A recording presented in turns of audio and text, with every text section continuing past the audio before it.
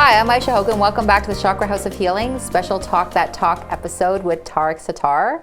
Hi Tariq, thanks for coming out again. My pleasure as always. So today is Hypno-Reiki and what it is. Yes. So I thought of it as I was coming in, and I thought it would be great to kind of segue from what we were talking about regarding the mirror neurons last time, going into the Hypno-Reiki.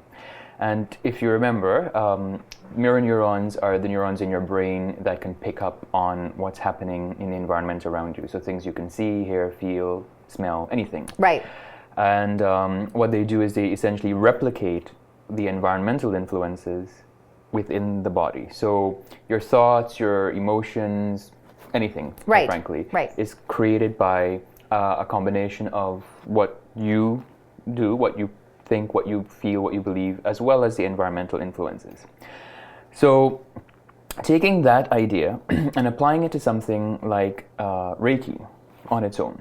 So Reiki, we have to stop right there for a second because we have to explain to people what Reiki is. Yes, so you do that. You're the Reiki expert. Yeah, so I'm a Reiki master, and a lot of times I'll walk into a room and say I do Reiki, and people are like, what? So they think I'm cutting heads off chickens or something. So Reiki is basically using the energy around us. So energy, every single thing is energy, and I think that people forget that. So every single thing is energy.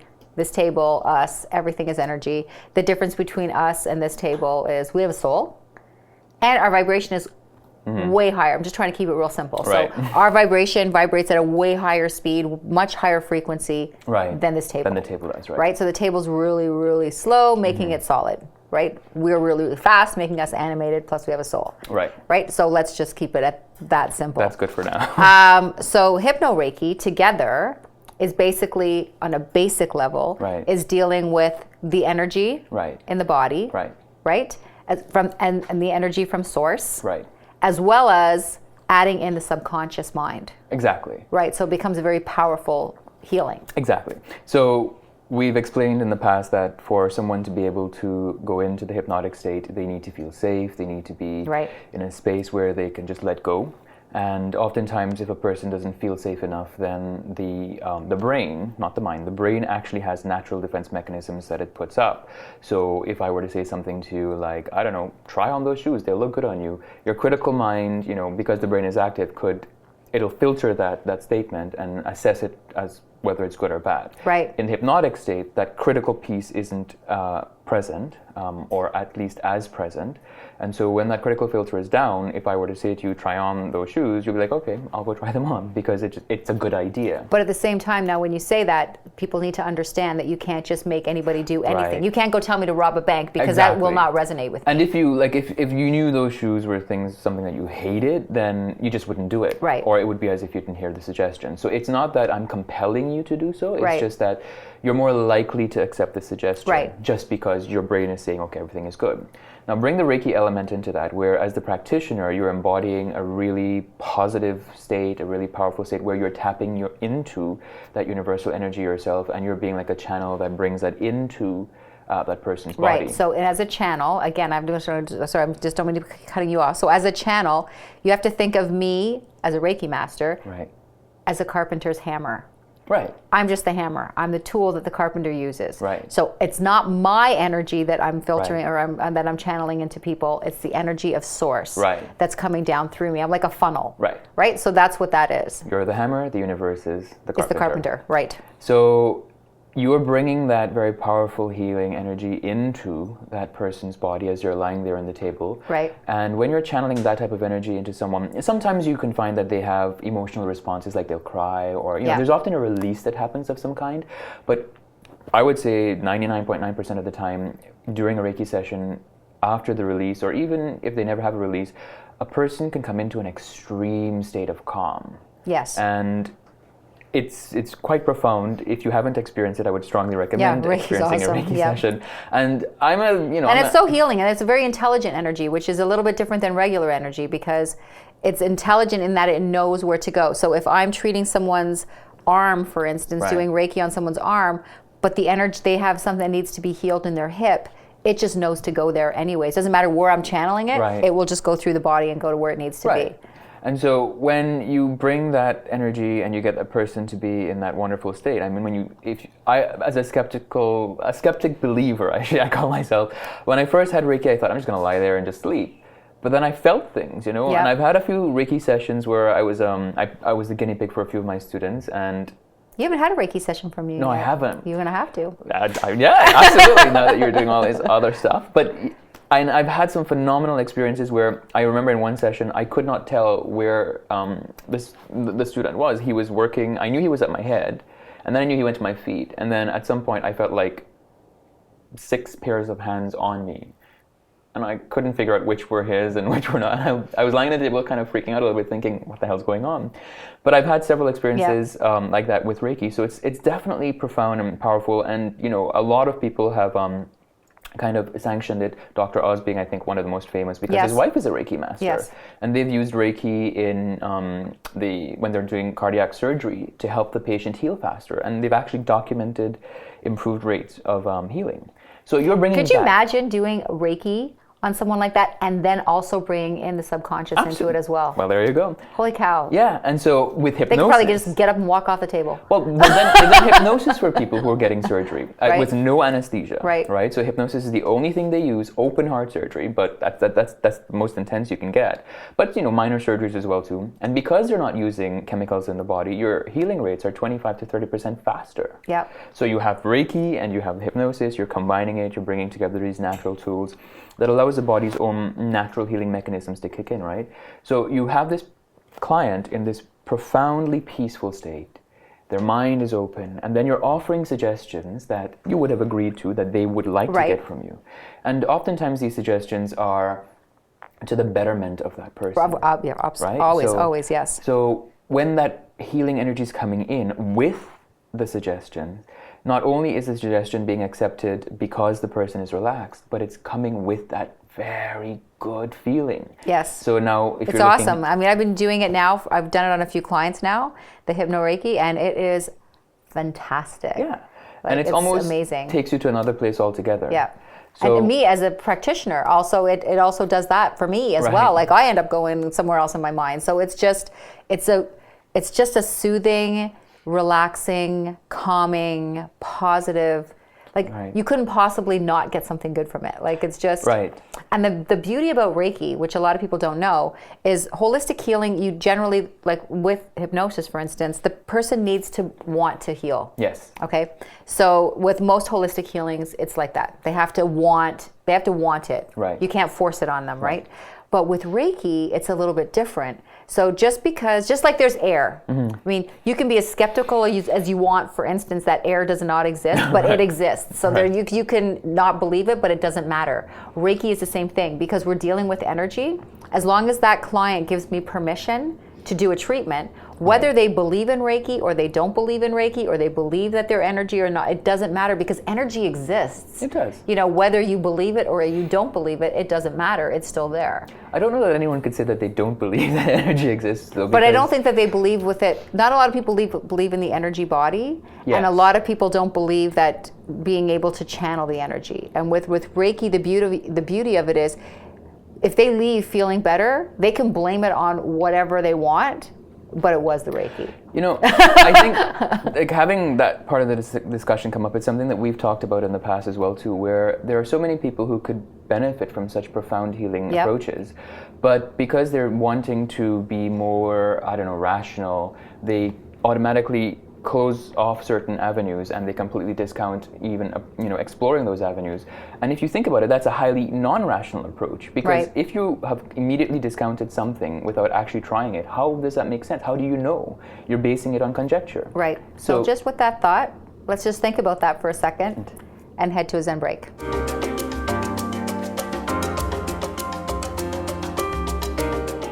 Qigong is defined as the skill to cultivate vital energy. Qigong has many benefits such as lowering blood pressure, increasing and improving energy flow, and managing pain. Here is a simple Qigong exercise called harmonizing pose or hugging a tree. You can do this movement anywhere, anytime, any place.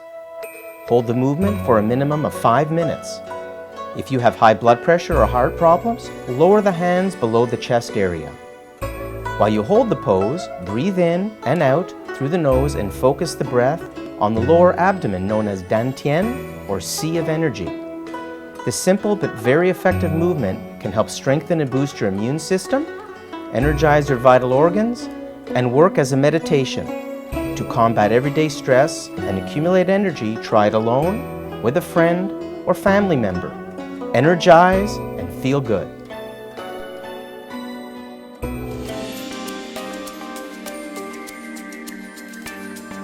Welcome back from the Zen break. Okay, where were we ending up on that?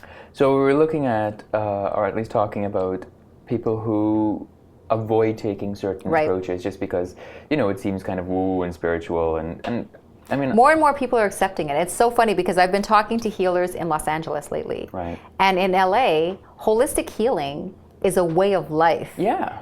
We're here, we're still, on our baby steps, and we're like in kindergarten about it. And people are still thinking it's like voodoo or something, like they just don't understand it. And yet there, it's so accepted. Yeah, around the world. I mean, in Asia, it's given that there are lots of naturalistic healing approaches. But in Europe,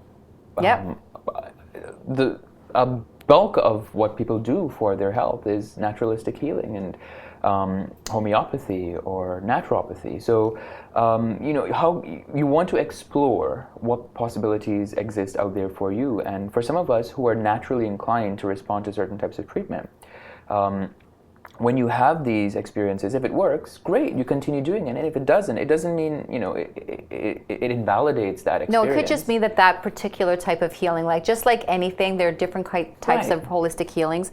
And sometimes you need to find the one that resonates with you. Or maybe sometimes it's a combination of a couple or, a few of them, depending on your situation. It depends on the challenge that you're facing at that point in time, too. So, in some situations, and I have this conversation with clients as well, and not everyone likes to hear this, but sometimes you just have to go through the unpleasant stuff because you have to. Yeah. And you can't just snap your fingers and it goes away, or you can't just get a positive suggestion and you feel better, But there is a difference, okay? The difference is, I went to a psychiatrist for a long time, right? And we had to talk about the same things over and over again. It was just mind-numbing. And I was talking about it and I wasn't feeling better. We weren't doing any healing. We were just continually talking about it and talking about it. And I would leave those sessions feeling angry and mad at members of my family, or mad at myself, or just angry. And then that would just go on, and I'll see you next week and we have another session. And I'd be like, angry for a week, right? So, and then angry on my next session.